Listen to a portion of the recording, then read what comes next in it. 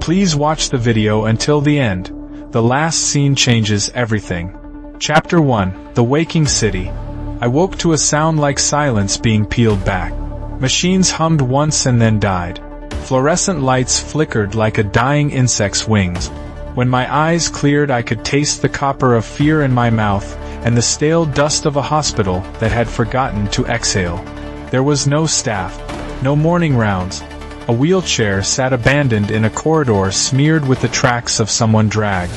I went outside because the hospital could not explain why the city had gone quiet, and outside the sky was a paper map of cloud and gray.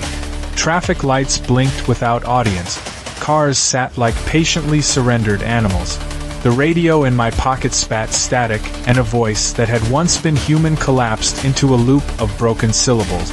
I learned then that the silence is a sound too, a ringing absence that fills the spaces where people used to be. I learned to walk slowly, to make noise deliberately so the empty places would answer. I kept thinking of a word I had no right to own: abandoned. It was both label and accusation. It took me 2 days of searching to find another human face. When it appeared, it was through the windshield of a derelict van. A woman with her hair a wild, practical thing, eyes sharper than I felt. She was Mara. Chapter 2. Mara and the Rules. Mara didn't like questions. She answered with clauses and a list of rules that felt like armor. Keep moving, don't trust the parked cars, always carry something that can break bone. She had a rifle that she treated like a memory of someone she had once loved. Careful, dangerous, indispensable. She told me about the infections in a breathless, clipped way.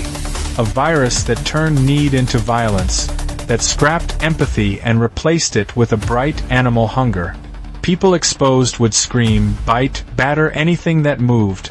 Not dead, not alive, but perfect in their fury. She called them the Raigers. We learned to pick our time, to raid grocery stores at dusk, to avoid windows. We built a routine of small raids and smaller hope.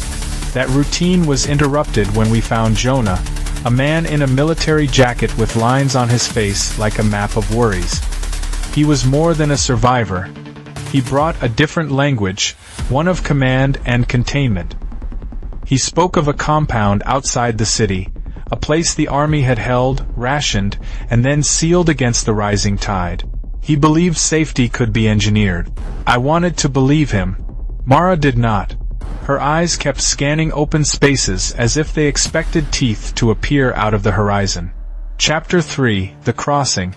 We crossed the city by night, a trio of shadows weaving between skeletons of buses and newspaper mountains.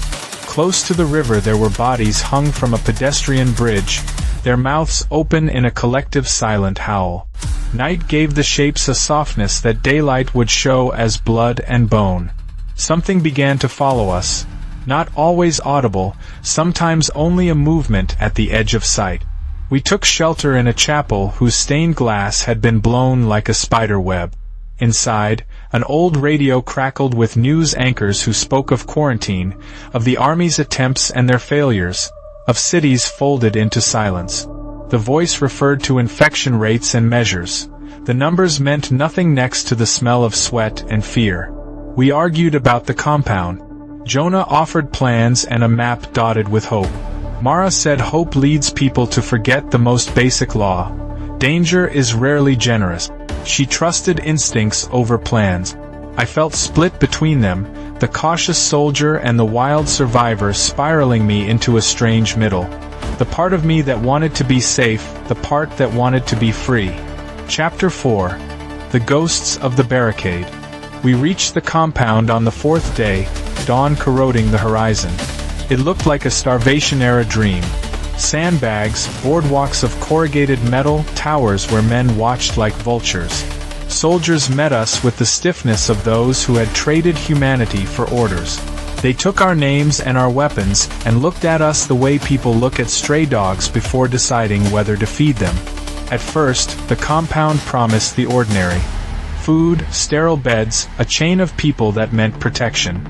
Then Jonah was taken for a clearance and did not return. Rumors slid like oil through the ranks. A quarantine area beyond the walls, something the command wanted to hide. I found out the truth by accident. One night, I followed the soldiers' truck to a fenced field, where there were cages. Inside the cages were not beasts but people, their faces raw with fever and hunger. They did not act like they did in the streets. They were quieter, watched by men with guns who called them assets, and whispered plans about containment and use. The soldiers wanted to study what made the Raegers dangerous. Some of them wanted more than study. Chapter 5, The Choice. I confronted Jonah in the barracks the night the wind smelled like metal. He had not been cleared. He was being recruited. He'd known the truth, and still had believed he could save something by joining the men with clipboards. His eyes had the defeated look of a man who'd chosen the lesser horror. Mara and I made a decision that felt like theft. We cut the power to the cages and set the captives loose. There is a strange, terrible thing about opening a door you were told must remain shut, like undoing a stitch that holds a wound. The freed people did not step into the world like liberated souls. Some ran screaming into the night, and in their screams I heard the old city's voices joining the Raegers in a chorus that made my teeth ache. We paid for it with a siege. Soldiers blamed us for letting the infected into their careful geometry. The compound, once a haven, became an arena. Men I had shared bread with trained rifles on us, as if the moral calculus had been replaced by fear. The arithmetic of survival had to be maintained, even if it meant killing those who broke the rules. I watched Jonah die like a man accepting a verdict he had written himself. Mara and I escaped in the chaos, carrying guilt like ballast. The city outside seemed smaller, more insistent on judgment. Chapter 6. After the silence. We ended up back where I had woken, at the hospital with its dead lights and its rows of empty beds. It was ridiculous and necessary, like returning to the crossroads of a memory. Mara patched me up with hands that trembled only when she thought I wasn't looking. We kept moving because motion makes you feel like you matter. At the river's bend, under a sky that looked like a bruise, we found a boat. We took it downstream, away from the compound's long shadow. The world beyond was not kinder. There were other groups and other choices, some crueler than ours, some full of brave, flawed attempts at rebuilding. We learned that survival was less about winning and more about choosing what kind of person you wanted to be as the world frayed. The Raegers remained a threat. Not a moral symbol but a physical one, a warning that the line between human and monster can get blurred when the lights go out. But the more dangerous thing was what humans did when they believed the rules of civility were optional. Soldiers who used fear as currency, survivors who hoarded hope until it grew rancid, those who measured life by how much advantage it could buy. In the end, the scariest thing was the quiet complicity we traded for protection. I tell this now because being the last speaker of what happened feels like a duty. To remember is to argue with silence. To speak is to keep the light on a little longer. If you liked this tale, please subscribe to the channel, activate notifications, give the video a like, comment your thoughts, and share the video with others.